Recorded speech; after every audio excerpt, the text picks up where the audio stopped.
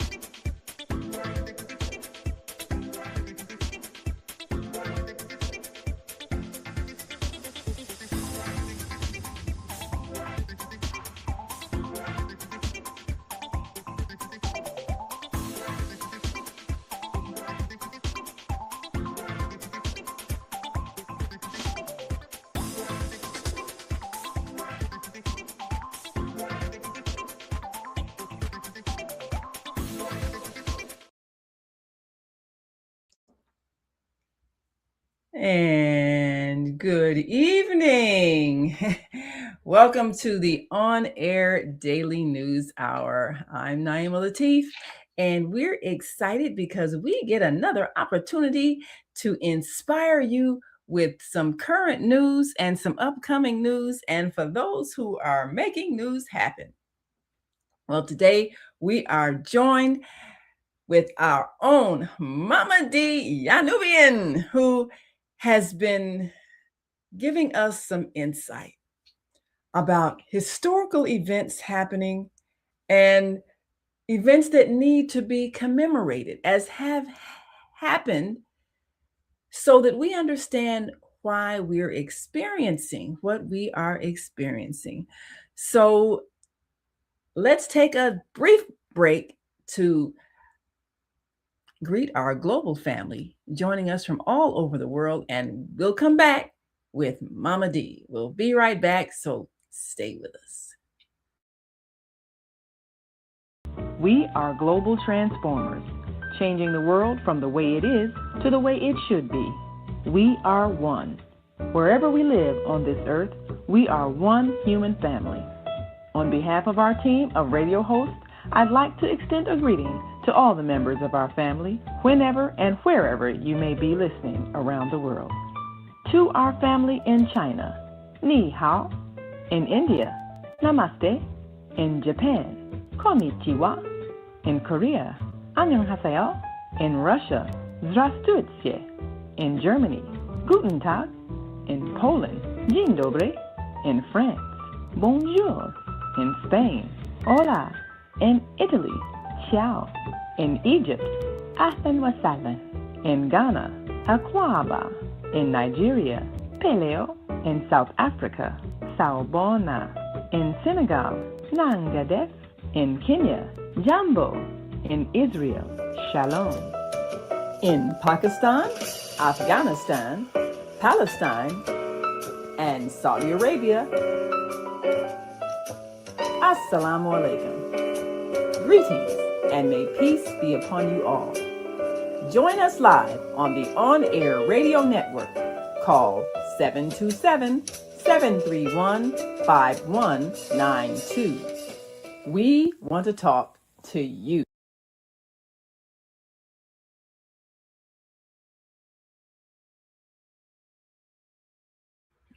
Yes, we do want to talk to you, and we want you to talk to us too.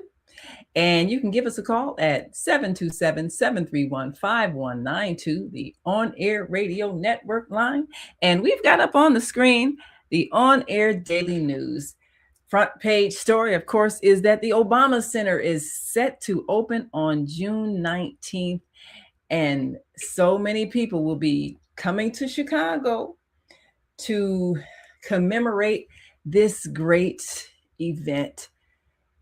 And this event is made possible by our former president, Barack Obama, who has chosen to select a South Side community to lend space for this commemorative library that is a historic place, also a place of training and education for youth. And it's certainly one that is hoping to revitalize economically the South Side community. It's in the Woodlawn area, and it is hoped to provide employment for local residents because economics is what is necessary for our growth. But we've got with us today a historian who is a contributor to the On Air Daily News, a reporter and columnist, our own Mama Dee, who has been keeping us abreast of much of the history that happens throughout our nation, throughout our world, and history that has continued to affect our families. One of the things that we are constantly reminded of is the fact that our children tend to be seen as older than they are, and they unfortunately undergo a lot of traumatic experiences because when things happen to them, it's assumed that they're grown when in fact they're still children. And Mama Dee has been one that has constantly reminded us of the legacy of Emmett Till, a 14-year-old boy whose gruesome murder set in motion the momentum that led to the passage of civil rights legislation and sparked a nation to fight for justice. And so now we're looking at some other historical figures who use their voice to change the future. So, Mama Dee, welcome to On Air Daily News. We're going to pull your image up on the screen so people can be reminded of your beautiful face as we talk about your latest endeavor. And Mama Dee is one who puts ideas into action and gets legislation passed. And that's what makes a difference. It's one thing to write about it. It's another thing to make others legislate about it. And that's one of the things that we so appreciate about her activism is that it leads to laws. And this is what makes a change in our world. So, Mama Dee, of course, you are preparing for many upcoming events and commemorations and recognitions of things that are happening throughout our city, especially because Chicago is such a historic place. So many people have come through here and have changed the world in which we live by sparking movements. We've seen everything from the Black Panthers to historic mayoral races and all kinds of events that have inspired others around the world. And people like yourselves who have taken ideas and created legislation to change things. That is often what makes a difference for so many, especially those who are not always aware of the history of things. And so we're grateful that you keep us abreast. So for those who may not have been around, may not have been even alive during certain periods in our history, you've definitely kept the torch burning So we've got one of your latest columns up on the screen, and you've been telling us about an individual that many may not know, Reverend M. Earl Sardon, who is perhaps someone that has behind the scenes had such an impact on our society, on our politics. He was a publisher, and I was not aware. Tell us about his connection to the Crusader newspaper. Well, first of all, just let me say it's good to be among the global transformers. Absolutely. Yes, we are. It's been a minute, and it's just wonderful to be touching bases on air. You know, you mentioned a number of things, and the Obama Center. You know, a lot of people were, you mentioned about the economic boom that it will mean to that community. And that was one of the problems when he refused to sign a community agreement, because the people that are living there now, they were aware that once the center is up and running, lots of other people with more money and more influence would be moving into the community, and they would be pushed out.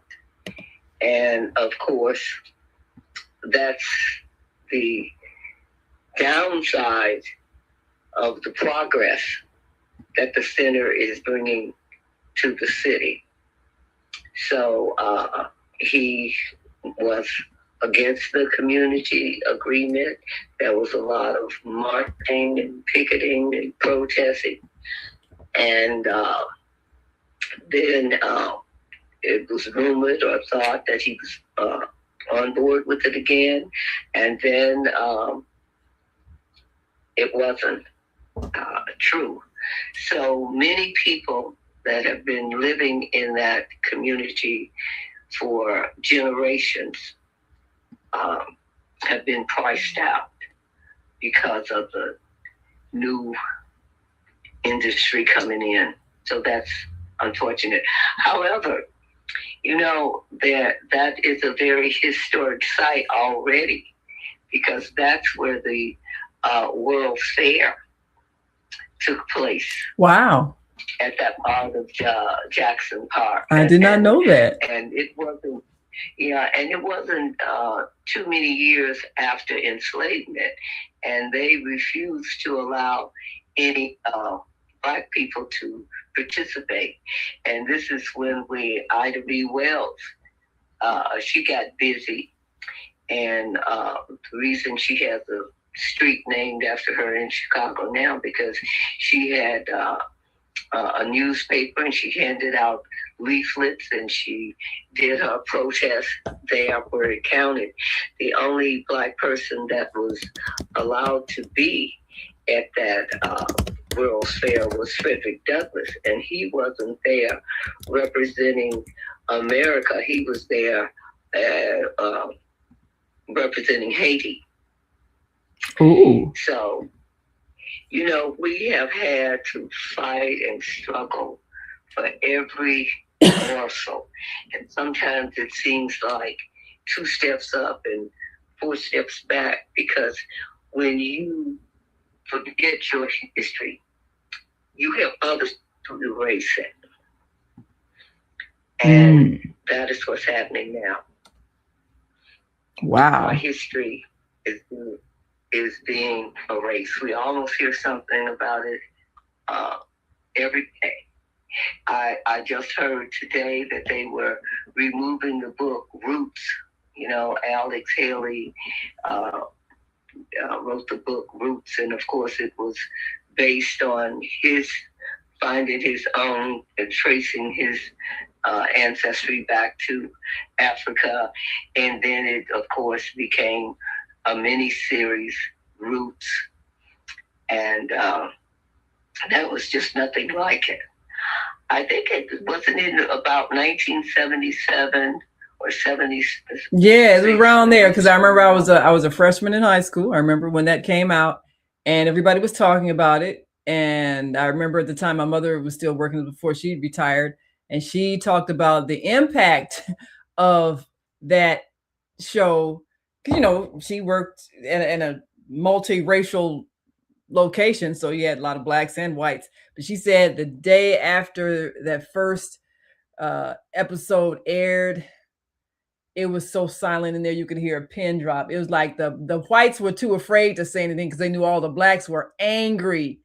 And so it just, we couldn't talk about it, because it brought up such deep emotions in the black people, just realizing, even though you kind of knew a little bit about slavery, but you didn't really feel it, and you didn't really hear details, but then to experience it from that perspective, seeing a young man get captured, seeing him on a slave ship, that whole week that show aired.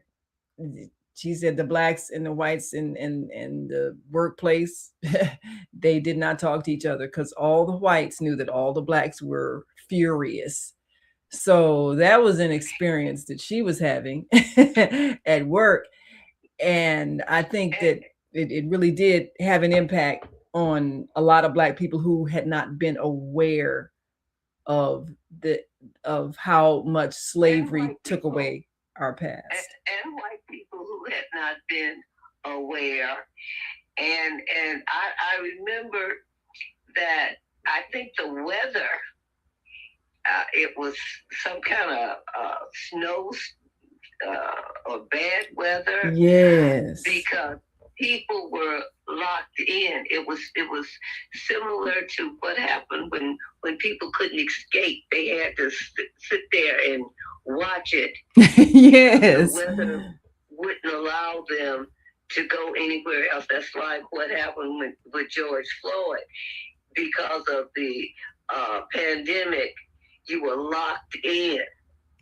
Yes. Yes. You couldn't escape. So everybody sort of had to watch that lynching in real time. Ooh, watch that's what happened. An act of cruelty and murder before your very eyes.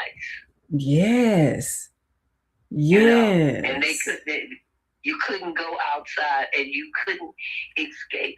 It's just the hand of Almighty God has a way of moving and compelling you when sometime an event, an idea, when its time has come, and you can just feel the mighty hand of saying, no, you're not going anywhere. And the snow in Washington and everything, and you had to sit there and watch Roots. It was the first time they had ever had any mini-series like that. And it was captivating because it was true. Right. That's what did it. And when you saw, see, we have been there. People say the difference in, you will hear people say slaves, and you will hear people say enslaved, because there's a great difference. Yes. They captured a free people. They didn't capture slaves. Right. They captured free people. Right. And I think that's what hit people, because the way it had always been presented to us is that they brought slaves out of Africa. We were slaves. So the idea was planted in the minds of Black people that we had always been enslaved. So they really didn't get the understanding until Roots. Many Blacks didn't get the understanding that there were free people that were captured and forced into slavery. And that changed everything. It's like, oh, we weren't slaves, we were free, we had our own had our own society going on, minding our own business. And then you realize someone invaded your homeland and then forcibly took you out. Right. Yes. Actually kidnapped you. Yes. And then the way they said, oh well, the Africans sold off their people. Hey, wait a minute. Most of those Africans had not seen a white person. Hadn't seen a white person before. So how is it that you speak the language and you everything else? You know, when the Africans put white on their face, it was paint. Right. Right. And not only are you seeing this white person for the first time, it's not like, oh well, we just sat down and we negotiated how much he was giving me for my, you know, it's ridiculous when you really think about just, well, they stole their own people. Yeah, I have never seen a white person before. I certainly can't speak their language. They certainly can't speak mine. And then when I see you're on a ship that can take a cannon and blow the whole village apart, that's big magic. Yeah, the whole. If I got a bow and arrow. I mean, I got a spear and you got a spear. We one-on-one. If I got a bow and arrow and you got a bow and arrow, our warfare is one-on-one. But when somebody comes in with a Gatling gun and blows up all the teepees, or in Africa, somebody with a cannon blows down the whole village, we're different. We're dealing with a whole different ball game. You know, that's interesting when you think about the whole science of warfare and the fact that military weaponry changed literally the face of the planet. Now, gunpowder and all of that was something that had been invented in Asia to be used in ceremonies. But it was the Western nations that weaponized it and created what we see now in terms of the explosiveness that destroys life. So you can turn anything into a weapon based on your mindset. And when a person has an aggressive, warlike mindset, then they look at how they can use something to kill somebody, as opposed to how can you use something to create life. So that's the challenge that we have now, is to change the mindset so that everything that gets invented doesn't turn into a new weapon. Everything that we're seeing now in terms of artificial intelligence, where they're creating things, and you see false information on the news all the time. You see people and doing things that, of course, they could not have been having done, but it's created through artificial intelligence, which could be something that we could use for good. But when people choose to use it for harm, then people could literally tell a lie on you. They could take your image and put you in a place that you were not, and have you saying something you didn't say, and then charge you with a crime. So it's almost like you can't believe anything you see or hear today, because there are ways to falsify everything. And you know, even being in the communications business, how do you maintain the integrity of your communication when everything that we've been taught in history has been a lie? Now they can create things and make it appear that something happened by taking somebody's image and creating a lie. So how do you even know when what you're seeing and hearing is the truth? So let me ask you this, because you grew up in a time where they were not telling us about the truth of our history, who we were and what we did, the empires we built, the inventions we had, that we weren't learning any of those things. What was it that inspired you to decide to take back our history and to learn history and to promote uh, real things that happened, because you discovered we had been lied to? What was it, a particular thing that happened, or an experience? What was it what gives you your fire now? It's almost always something that happens. My mother was a triplet, and I was the ninth child out of 10. Oh, wow. And there's only my sister and myself that are left. But the 10th child, my brother, he's now deceased, he was born with this fungus on his lung. And he didn't have enough air quality to form words until he was 4 years old. He couldn't even talk. And so we lived in this little town called Scotts Ark, outside of Blue Rock, Arkansas. And my earliest remembrance is always we had to get on the Greyhound bus and we had to go into Little Rock, into where the hospital was. Now, in those days, you didn't have, well, you had dirt roads and stuff, and no running water, electricity. I went to a 3-room schoolhouse. But anyway, in those days, there was no clinics and no hospitals and no telephones. So we had to go on the Greyhound bus, and we had to go into town to where the hospital was.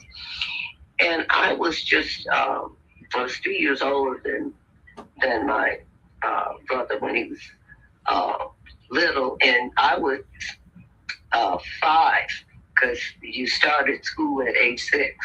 And I was 5 years old. And I was used to riding on this bus, going to town with my mother and brother. So this one day I hopped up on the bus and I got myself a window seat. And I was always grown. I was grown because I never remember being little. Little was not in my vocabulary. You were born grown. I was. My sister was 18 years older than me, and she wore ribbons to match her socks. And I wore a ribbon to match my socks, and I was always a big girl. And people asked my advice, and I was always handy to give it. And as my brother used to tell me, he called me the FBI, and he would tell me, he was 12 years older than me, he would say, you gonna beat the case for me? And he would just lay out his problems, and I would lay out the solutions. So I was little, didn't exist. And people don't believe this, but I made 50 cents a week babysitting my niece who was 5 years older than me. So I was too young to pick cotton in the fields. So I watched the baby. But then until they found us, after you change the baby and you give the baby the bottle and the baby is still crying, so then they show up, me and the baby is crying. Oh, wow. Maybe that wasn't working out too well. But anyway, getting back to the bus. So I got on the seat. I was 5. I wasn't old enough to go to school at age 6. There was no kindergarten. So I wanted to look out the window. And, you know, you're supposed to pay and go back in the back or whatever. But I had my window seat, and I had hopped up on that bus. And I want to look out the window. I want to look out the window.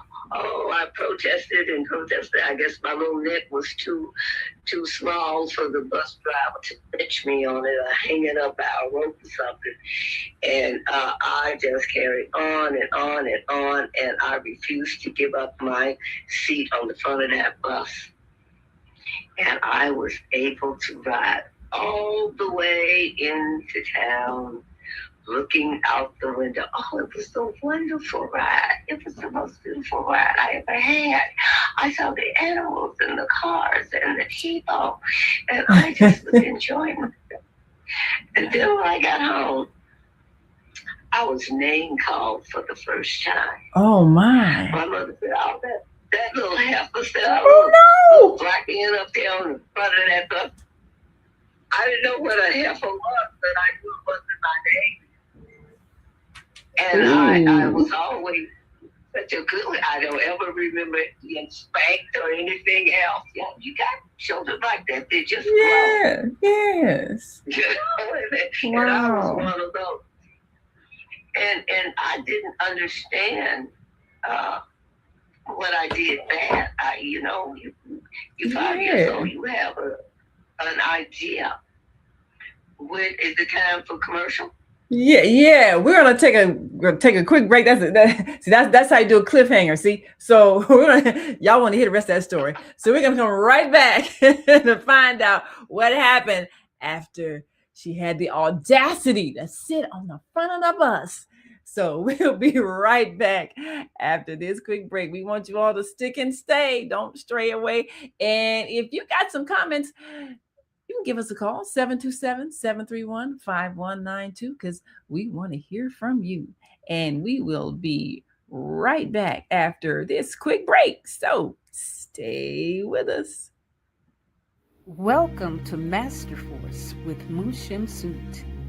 Join us each week on Thursdays at 7 a.m. Central, live on Facebook and YouTube on the Female Solution page.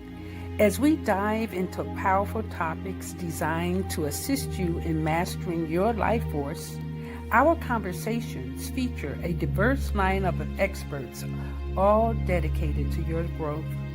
Tune in weekly to discover new ways to elevate your spirit and raise your vibration. And remember, we are ascending. Leaders of nonprofits empowering worlds. Let's go.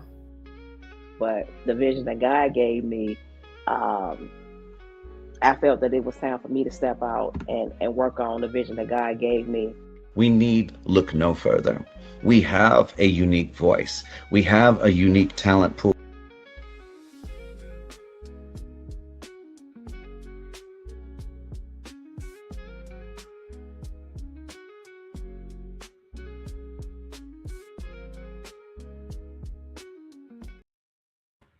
And we are back, and you are watching the On Air Daily News Hour. I'm Naima Latif, and our guest today is On Air Daily News columnist and reporter Mama Dee, and she's got a history that we need to hear about because it changed a whole lot of lives. So now, Mama Dee, you were telling us about the moments, the day that changed your life when you dared to ride on the front of the bus in during the era of segregation. So how dare you? So what happened, and how did your mother respond? Well, it was big news to everybody, but nobody explained anything to me. Every time somebody would come over, they would all talk about how I sat on the front of the bus. Now, I think the adult view was one day all of us would be sitting on the front of the bus. So they had an adult view, but they didn't explain it to me. And I just knew that I hadn't done anything bad. Even though you're 5 years old, you know when you do something bad and when you haven't done anything bad. And I recall we had this great big round table. So when the people would come and visit, and they would talk about, this was big news, I guess. And I recall hiding under the great big round table. Oh, wow. And I was telling myself I didn't do anything bad. I'm trying to rack my little brain. And no, I didn't do anything bad. My mother, she's the bad one. She did something bad. She's bad. So I think my sister that was 18 years older than me, she became my mother. And my mother became my grandmother. And all through growing up, I just didn't like her. I didn't remember what had happened. But I didn't like her. I didn't want to be around her. And I didn't want to go shopping. I was on my menstrual cycle for over a year, and I didn't tell her anything about it because I just didn't like her for some reason. And when before I graduated and got my degree in journalism from Columbia College, in one of our classes, our instructor said to us, "Now I want you to close your eyes. Everybody close your eyes and go back and back and back in time to when something first happened. Something happened to you." And I went back, and there I was, 5 years old, on the front of the bus. Wow. The flashbacks. And then I just thought about, segregation doesn't just hurt you physically and mentally, but there are spiritual injuries. The spiritual injury of not having a right relationship with my mother because of segregation. Wow. And I didn't realize. Well, that's why I say I started my freedom fighting work at the age of 5 when I refused to give up my seat on the front of the bus. But I didn't really comprehend it until Reverend Jesse Jackson died. And he talked about his experience on the bus. Yes, same thing. And he was a little boy, and yes, and he wanted to sit on the front. And I think he's had an uncle or somebody that made him come sit in the back. Yeah. See, and that was the whole thing. He was just a little boy, but he jumped behind the driver whenever he got the chance to get in a car. He sit behind the driver. I guess he pretended that he was driving. Yes. He had this thing about hopping and sitting behind the driver. And this is what he did on the bus. Yes. He hopped on the seat and sat behind the bus driver. Yes. And whoever it was, his uncle, whatever, his mother pinched him. This is what he said. She pinched him, and he cried. And then the adult on the bus was explaining to him, well, she did that because she loves you. Well, to a 6 or a 7-year-old, when you pinch them and make them cry, that don't feel like love. It doesn't feel like love to you. So I know how far he was getting, because in his little 6-year-old brain, like in my little 5-year-old brain, but that was the other part of the damage, is what our parents taught us.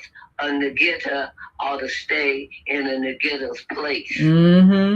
That is it. And that's the most painful thing, when your parents they believe they're protecting you from harm, and because they grew up where they saw people lynched for trying to demand respect. So out of fear, they would reinforce our compliance with segregation. And it's always very painful, because it's like someone telling you, you must pretend to be inferior. You must deny your God consciousness of your greatness as a being and pretend to be lesser than, so that these other people will not be angry. I mean, that, and it goes against your soul, just rebels against that. But this is what our parents believed they had to do to keep us safe. And it is very much a trauma to go through that. So that was what lit the fire in you at 6 years old, going through that. So that was the beginning of your being an activist. I think Jesse was about maybe to 7, but it was 5 years old for me. Yes. But that's what's so painful. We didn't just get the Willie Lynch indoctrination, but we got the indoctrinations from our own parents. Yes. Stay in your place. Yes. And when he understood it, he said, I am somebody. No, I'm not accepting. I need to be lesser. I need to be in the back. No, I am somebody. And that was a spiritual weapon. Yes. Yes. Because that's when the chains fall off of you. When you say, no, I am somebody. In my own right, I claim my humanness. I claim my soulness. Yes. My soul is just as good as anybody's soul. I am. Yes. I don't care what I got on. I don't care what I look like. I don't care what you say about me. I'm too fat, too short, I am somebody. Yes. And that was a healing for a lot of people who all their lives have been made to feel like nobody. So we had to undo a lot of programming that was designed to make us feel like we were of less value, or that we were nobody, or that we were undeserving of respect. So that slogan itself did so many decades of heart and mind damage, as you say, because you don't even realize that everything that you read in the newspapers and, little negative cartoons, like Little Black Sambo and the cartoons. I mean, all kinds of little insults. And we would see that all everywhere you go is this underlying message that you are of less value and you don't deserve respect. You're to be laughed at. You're to be poked fun at. Yes. I think people are talking today about, I think Kevin Hart or some kind of roast that they did for, and they just crossed the line. I know, meanness. Black women. Did you hear about it? I heard bits and pieces that it got to a point of being really cruel. And you just wonder what people do in the name of humor, because sometimes humor is very thinly veiled hostility. So I hadn't heard the actual jokes, but I did hear that it was kind of offensive. So had you heard parts of it? Yeah, I heard Dr. Umar Johnson talk about it, and it was a group of 17 white men that came up with those offensive, it couldn't have been cruelty, a blackface, when they had the minstrel shows and the black meme, it's always been at our expense, but they never would have said that about the Holocaust survivors or homosexuals or transgender. Nobody on the planet would have. You don't joke about being lynched. I know. How is that funny? That's never funny. Lynched.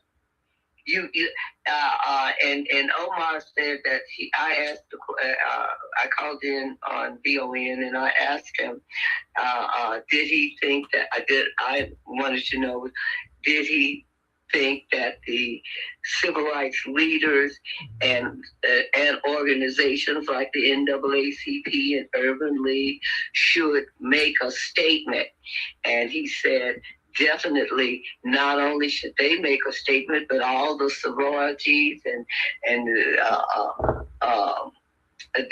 fraternities, all leaders, everybody yes, should be speaking out against it. He said it should be like that Target when they got out of line and they could go into the Target and target the store and boycott and all this kind of stuff. So they said that he said that definitely something should be done about that so that they can say if it happens again, this is what we are going to do. Mm-hmm. Because it was such a deep level of racism, and until it attacked our race, our entire race. And he said that it was just a lack of self-respect, a lack of racial pride. It was just, and it offended us as a group.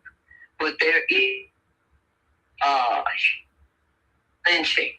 There's no kind of joke that you can make out of that, because our child, Mateo, was the only one that was lynched. He lived to be 14, 1 month and 2 days old, because his birthday was July 25th. And so when you have had your children that young lynched in real time, there's no joke about that. Absolutely. And to attack Black women the way they did, there could be no joke about that. So I didn't really know about it until they had a whole program today concerning it. But this gets back to I am somebody. Right. I attended a seminar, and it was I am from nobody to somebody, or I am somebody. Anyway, this was a group of young people, and one of the moderators asked the young person, he said, well, do you see anybody today that would take Reverend Jackson's place? He said, no, we don't need anybody to take his place, and it went back to, I'm somebody, and my daughter was 10 years old. She went to visit, she went on a vacation with my mother to visit her sister. Mm-hmm. And she called me on the phone, and I asked her, I said, are you minding your grandma? And she said, no. No. She's honest. I'm about to pay. She said, no, Ma, I told my own self what to do. Oh, see, there you go. Yeah, see, I don't need somebody to tell me what to do. I told my own self what to do. I like that. Yes. My own self what to do. It changed my life. Because I went back to my preschool scholars, and at one time I had 18 2-year-olds, and one of them was the youngest child of Haki Madabuti and Tapisha Madabuti. And when they were 3-year-olds, they were on the front page of the Defender, but my 18 2-year-olds with one assistant, they were in a science fair, and they dealt with the nonsense, not justified. And at age 4, we met with Mayor Harold Washington down on the 5th floor of City Hall, gave him 2,000 signatures, asking him to proclaim April 4th as a day for victims of violence, which he did. Getting back, activism at 2-year-olds. See, there you go. When you train up a child. Getting back to, I told my own self what to do. Never did I go from that day forward that I tell my little preschool scholars what to do. I say to them, you need to give your feet some orders.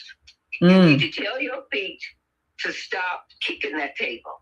You need to tell your hands to stop messing with that. I like that. You tell your parts. You are in control of your parts. So you tell your feet to stop kicking. You tell your hands to stop grabbing. You tell your own self what to do. You tell your own self what to do. Now that's discipline. That's if discipline. I gotta stand over you with a whip and tell you what to do, that's not discipline. That's not discipline. Is when you tell yourself what to do. That's right. And that is why the first 4 years of life are in your educating the subconscious brain are so key. You got 80% of your information, and violence prevention should begin in preschool. Absolutely. Well, Mama Dee, yes. we got to take one last break, but we're going to come right back and continue on that, because one of the things that I want to deal with is the way we have raised our children with violence and what we need to do to stop that. So we're going to take one last quick break, and we will come right back. And you are watching the On Air Daily News Hour, and we're talking to On Air Daily News columnist Mama Dee. We'll be right back after this last break, so stick and stay. Don't stray away. I'll be back after this quick message.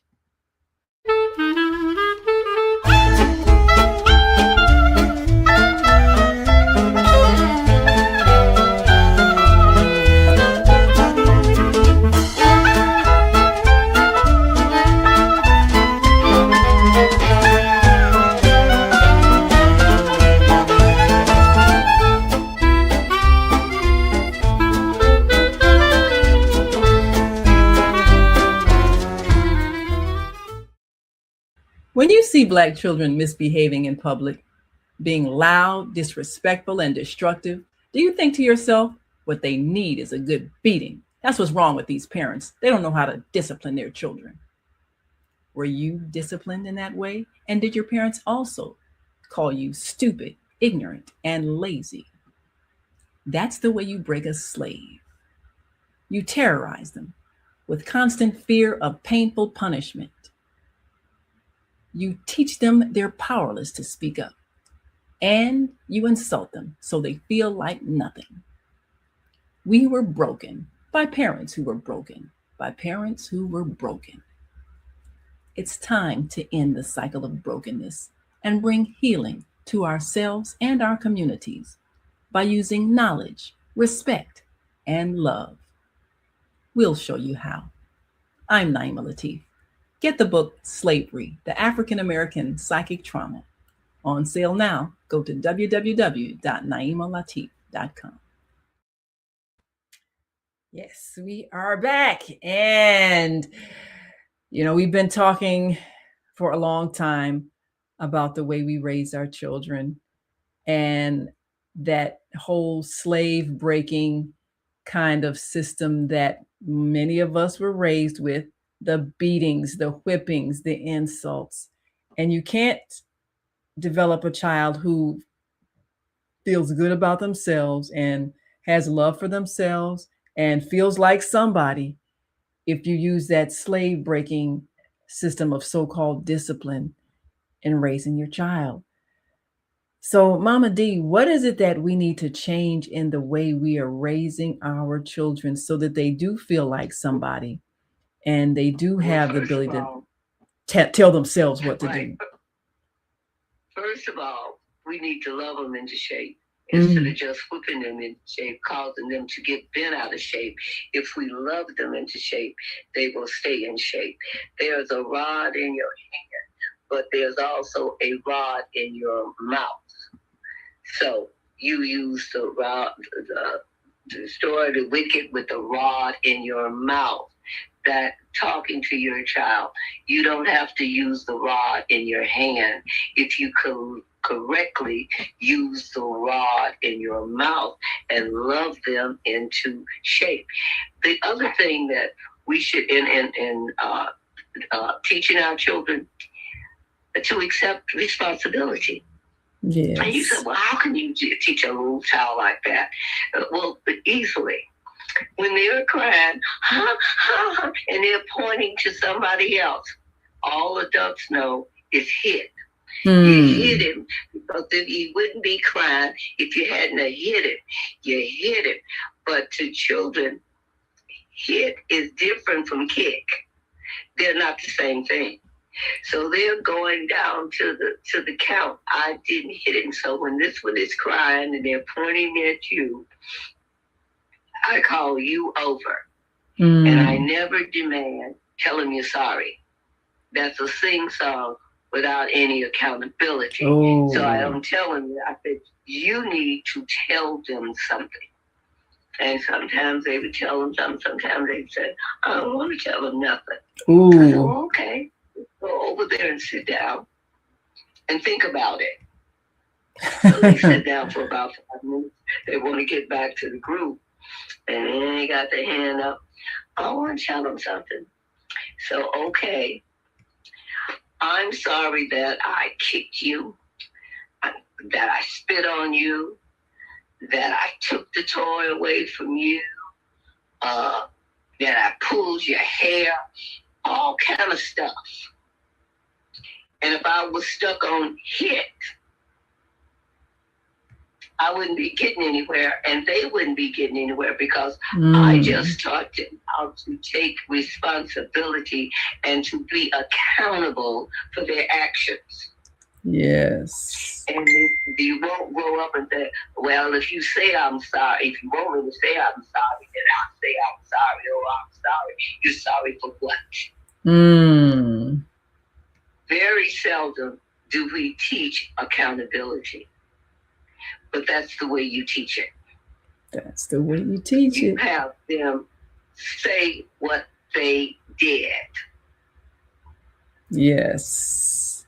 And then you get to find out what's happening in the classroom, spitting and kicking and hitting. And all kinds of stuff is going down. If you get stuck on hit, and so many parents are, and their children will say, I didn't hit him. I didn't hit him. And they might have spat on him. Yeah, right. They spat on him, but that wasn't hidden. Yeah. And here you are calling this little child a liar. You're telling them that they did something, and they're going down to the count saying, I didn't. No, I didn't hit him. I said, oh. Yes, as if that's better. And then I'm teaching them how to speak in a complete sentence too. Yes, that is important. I am sorry that whatever it is, you're taking accountability for your actions. Yes. And then one of the other things is a little short story. I always would stretch my 2-year-olds. I bought them puzzles for 6-year-olds, so they had to struggle a little bit. And they would, I can't do it. I said, oh, yeah, you can. You just need to struggle. Yeah. And then they would figure it out. I did it. They'd be so proud of themselves because they figured it out. Yeah, they did it. And our grandmother came into the room, into my classroom, and she said her grandson had gotten these new shoes that hadn't been broken in yet. And so she tried to help him with the shoes. And he said, no, Grandma. Mama Dee says, I need to struggle. Oh, wow. Well, Mama Dee, I am sure all of those young people, I'm sure their lives were changed by you having been their instructor and you challenging them and teaching them how to be responsible to themselves, for themselves. I'm sure that those 2- and 3-year-olds were transformed by being students of yours. So thank you for shaping the future and all the work you've done. It is actually time to go. Oh my gosh, it's 8:00. Time flies when you're having fun. Well, thank you so much for being our guest this evening. We appreciate you. And we want to and remind you all to go to onair.dailynews.com and you can read the wisdom of Mama Dee right there on the editorial page. And throughout the publication, you can see her words of wisdom as she reports on the pertinent events in our time. Thank you so much, Mama Dee. We appreciate you. And we look forward to you coming back and joining us next time you have an opportunity. Yes. Yes, yeah, we got to talk. Yeah, as a matter of fact, next time we've got to talk about Reverend Sardon. As soon as we get the article on Reverend Sardon, we're gonna bring you back and have you give us that insight on Reverend Sardon and his wonderful historical contributions to this city and this nation. So we'll be looking for you real soon because it's connected to some legislation and we need to know about it. So yes, we're looking forward. Thank you. And time flies when you're having fun. Absolutely, it does. But we will see you all next time on The Female Solution. Come on back tomorrow. And of course, you know that you will be treated to some great wisdom as you listen to the words of wisdom from Mushem Sut. And definitely join us tomorrow evening as you hear after Master Force with Mushem Sut in the morning at 7 a.m. Come back to 7 p.m. and hear some wonderful words from those nonprofit organizations as you hear Bridget talk about nonprofits empowering worlds. And until next time, continue to shine your light. We've come to the end of our show today. If you missed any broadcasts, go to our website for the audio and video archives at www.thefemalesolution.com. On behalf of our team of radio hosts, I'd like to thank all of you who participated in today's discussions. And to our global family joining us from all around the world, we say thank you. To our family in China, xie xie. India, zhanyavad. Japan, arigato. Korea, kamsamnida. Russia, spasiba. Germany, danke. Poland, dziękuję. France, merci. Spain, gracias. Italy, grazie. Egypt, shukran. Ghana, madasi. Nigeria, eshe. South Africa, ngiyabonga. Senegal, jareh. Kenya, asante. Israel, toda. Pakistan, shukriya. Afghanistan, tashakur. Saudi Arabia and Palestine, shukran. Assalamu alaikum wa rahmatullahi wa barakatuhu. Thank you, and may peace be upon you and the mercy of God and God's blessings.